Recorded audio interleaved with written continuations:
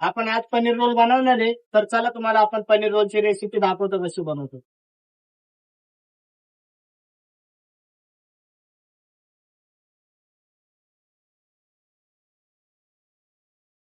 तर आपण रोटे प्रॉपर शेकले आहेत. आता आपण पनीर टाकणार आहे. चला तुम्हाला स्टफिंग कशी टाकतो दाखवतो.